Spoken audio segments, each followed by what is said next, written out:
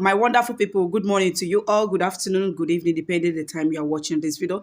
It is on the news that Sheikh Gumi, one of the Islamic cleric from the northern part of Nigeria, have said that he led 600 bandits to surrender. He just defended his negotiation role. The Islamic cleric Sheikh Gumi hit back at critics calling for his arrest, defending his bandit negotiation role by citing a past peace effort with 600 bandits. It really choked my people. Reading from Punch newspaper, this is the popular Islamic cleric Sheikh Gumi has lashed out at those calling for his arrest over his continued commentary on banditry and national security. The Islamic cleric has for years positioned himself as an intermediary between the government of Nigeria and bandit groups, a role that has drawn both support and condemnation from the public. Some of his critics have accused him of shielding bandits and terrorists by asking the government to negotiate with them instead of resorting to full force. In a statement shared via Facebook on Sunday, the cleric defended his dealings with the gunmen, describing his opponent as spineless, irresponsible, and unpatriotic, imbecile, people who prefer outrage to truth. Gumi condemned the rising calls for his arrest, insisting that he has committed no crime by engaging with bandits in an attempt to secure peace. He said the loudest voices demanding that he be picked up by security agencies are driven by bigotry, ignorance, and intolerance for differing viewpoints. Arrest him? These are the only words some spineless, irresponsible, and unpatriotic imbecile people can utter, he wrote, arguing that his critics have chosen to politicize his peace effort rather than reflect on Nigeria's worsening insecurity. Gumi recalled a major intervention he led in January 2021 in Sabon Garin Yadi forest, Giwa local government area of Kaduna State. According to him, he was escorted by then Kaduna State Commissioner of Police, who represented the Inspector General of Police on the mission. He said the meeting attended by more than 600 armed bandits and their commanders was part of a broader peace initiative aimed at persuading criminal elements to surrender their weapons, embrace dialogue, and stop attacks on local communities. I was at Sabon Garin Yadi forest, accompanied by the Kaduna State Commissioner of Police. This meeting was part of a peace initiative where we preached to over 600 bandits and their commanders who agreed to lay down their arms in exchange for security and basic amenities, he said. The cleric also insisted that negotiation was transparent, legitimate, and conducted with approval and knowledge of the authorities. It choked. He stressed that the conditions presented by the bandits, provision of basic amenities, protection from arbitrary arrest and assurances of safety were never honored by the government, leading to the collapse of the peace window. He expressed frustration that instead of interrogating why the authorities failed to implement agreed conditions, some Nigerians preferred to target him personally. Just imagine, The purpose of the meeting was an effort to de-escalate violence by having bandits surrender their weapons and embrace peace. The outcome was that over 600 bandits agreed to lay down their arms. They presented conditions to the government, none fulfilled, he said. Gumi questioned why his mediation efforts, which he said were undertaken in the national interest, should provoke cause for his arrest. So what is there to arrest for? For calling them to lay arms or amnesties for them, or to educate the nation on their side of the story, he asked. He further ridiculed what he described as the hypocrisy of his detractors, insisting that free speech remains a constitutional right and that differing opinions must not be criminalized. Chineke. But someone like Nnamdi Kanu should be jailed because of what he said with his mouth. Is free speech no longer part of our constitutional rights? Is their call for arrest not also prejudiced and an incitement to more violence? He queried. The cleric urged Nigerians to rise above what he called emotional reactions and consider practical approaches for ending the banditry crisis, warning that hate-driven narrative only worsens insecurity.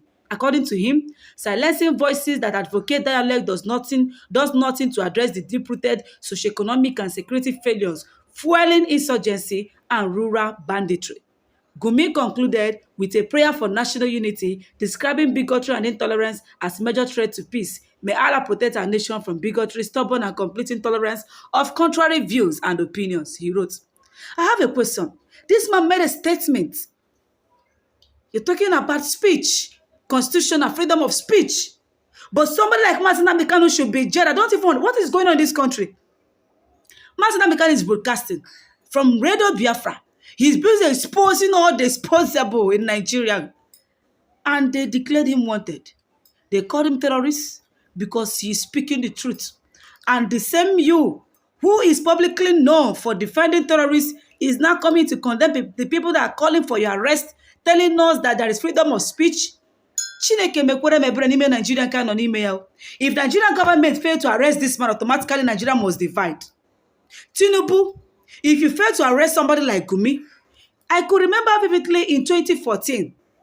In 2014, Gumi said that recent terrorist attacks is tip of iceberg unless Nigerian government negotiates with bandits. That the killings, the attacks going on in Nigeria is just a tips of an iceberg. That the only thing that can make this killing to reduce is only when Nigerian government start negotiation with these bandits. Why is somebody like this saying all this? Gumi has proven to be one of bandit sponsors. He has proven to be the backer, somebody that backs bandits in the country. But guess what? Police has never for one declared him wanted. DSS are blinking their eyes whenever they see him, they close their eye. But when they see Mazi Nnamdi Kanu, when they see P2B, when they see Simon Ekpa, when they see anything that has to do with IPOB, Biafra, they will open their eyes wide. Because as they hot now, this country get a CP. From the look of things, the way things they happen for this kind of country, so not only God now he go save us. Imagine Gumi defending his negotiation role, or the role he plays in these bandit strikes. He doesn't even think about, okay, people are dying. You're talking about surrendering their arms. How many of them are surrendering their arms? Look at what is going on for how many months now in Kaduna State. They are doing peace talk. People that claim they are coming for peace talk, they are still coming heavily armed. But the so-called security operatives from Nigeria who are in the presence of that saying, they are not with any single pistol. I'm talking about peace, not even heavy gun, not even AK-47. And you're telling us that peace talk is the best option. Nigerian government, arrest Gumi. Sheikh Gumi is expected to be arrested and jailed. In fact, even his speaking, none of Gumi's child should be allowed to hold any role in terms of any Nigerian forces. Because it is obvious that the type of role that Gumi played, his children will equally lead the same. I saw Wumi where he was busy dressing his speaking when enter custom. 𝗀𝘂𝗿𝗿𝗿, my people. The question we need to ask ourselves, what is obstructing the arrest of this Gumi? Why is the government not quick to declare this man wanted? And why is the government keeping quiet despite all the evidences that this man is bandit sponsored? It's a question, no? Because if it happened that Gumi is an Igbo man by now, therefore don't arrest this man, Tete. Because he is not an Igbo man. Because he is a Fulani man, he is an Hausa man. You get the point now? So the constitution in Nigeria is only made for the Igbos. And others can commit any crime and they will be scot-free. And nothing will happen. You see the thing? You see? And that is why when we are backing Mazi Nnamdi Kanu, some of you will think, hey, what did Mazi Nnamdi Kanu do? That he exposed the corruption in Nigeria, that he tell you that Tinubu will die, and after 2 years of his death, they will come and bury him. And as Mazi Nnamdi Kanu talk about, so it happened. If it happens and Mazi Nnamdi Kanu, they do what Very Dark Man they do, we no fit support him. But because Very Dark Man is just an Igbo man, majority of them they support him.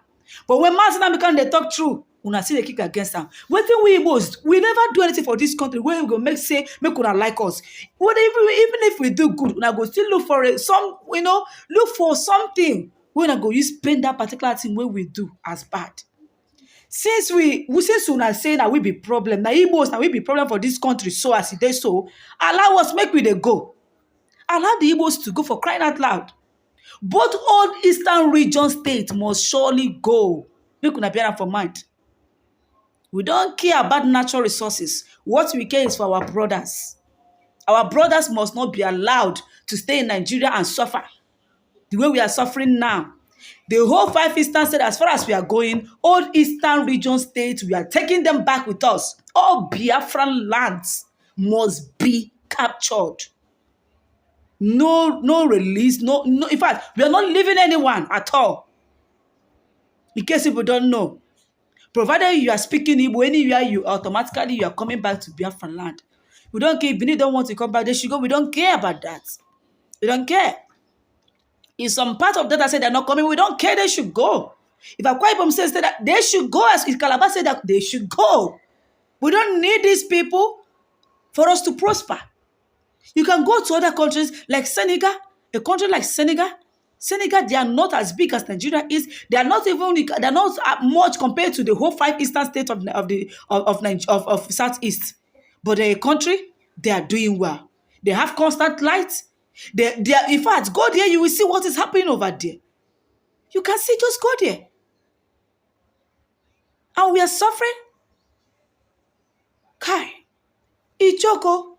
I want you guys to watch this particular video. This is coming from somebody like our, what do they call it? Rufai Oseni. He made a very shocking revelation.